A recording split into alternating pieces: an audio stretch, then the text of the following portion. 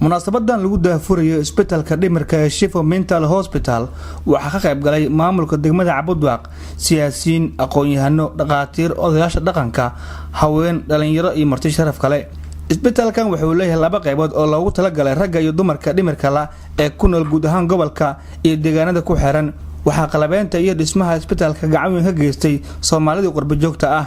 ugu horeen waxaa hadalka qaatay Dr. Cabdiraxmaan Cali Cawaale Xabeeb oo ah maamulaha ruwaha dadka dhimirka lagu dabiibo ee Xabeeb Mental Foundation oo khudbad dheer goobta ka jeediyay ayaa ugu horeen u mahadceliyay dhammaan ka qaybgalayaasha xafladda lagu daafurayo Shifo Mental Hospital isagoo ka dhawaajiyay in isbitaalkan yahay kan ugu weyn Soomaaliya ee lagu dabiibo dadka dhimirka la. isbitaalkan waxaan u aqoonsanay inuu yahay isbitaalka ugu ballaaran dalka Soomaaliya ee lagu dabiibo dhimirka.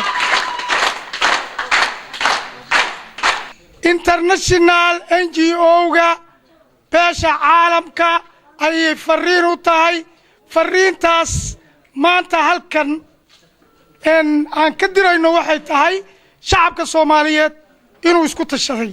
sidoo kale ikas xildhibaan Cabdi Xafid Saacad Jaamac ayaa baaq u jeediyay dhammaan qurbo joogtii gacanta ka geystay dhismaha isbitaalkan isagoo kula dardaarmay inay gacanta ku hayaan isbitaalka isla markaana la bajibaaraan ka warqabka xarunta Shifo Mental Hospital. waxaan baaq u dirayaa mar kale dadka qurbo joogta ah waad dhisteen sida halkan laga magacaabay oo dadkii khudbadaha hore soo jeediyayba dadka Soomaaliyeed ee ku nool Australia, UK,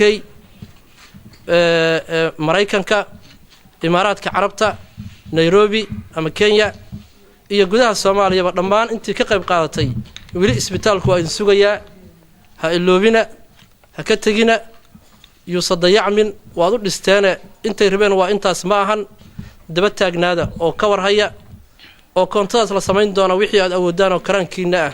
ugu dambeyn madaxa arrimaha bulshada ee degmada Cabudwaaq ee gobolka Galgaduud Khaliif Cabdisamed Cali oo munaasabada soo afmeeray ayaa shaqaalaha iyo ardada ugu baaqay inay ka faa'iideystaan dhaqaatiirtan isla markaana ay baahiyaan wixii ay barteen inta ay ku guda jireen shaqada isbitaalkan oo ay iyaga isu koobin cilmigan ay barteen.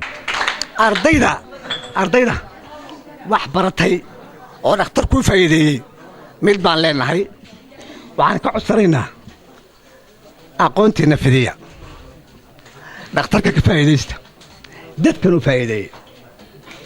u faa'iideeya wixii lagu baray gudbi qofka waxa ugu fadli badan ugu wanaagsan qofka waxa la baray gudbiya yaa ugu wanaagsan wixii la baray adinkoo ilaahay ka baqaya adinkoo dadka xurmaynaya adinkoo aqoontiina ka faa'iideynaya inta dhakhtar ka faa'iideystaan dadka u faa'iideeya. dhismaha isbitaalkan waxaa la bilaabay 2 bishii 11 ee sanadii 2011 iyadoo taa ay ka dhigan tahay in dhismaha isbitaalkan uu socday muddo dhan 4 sano.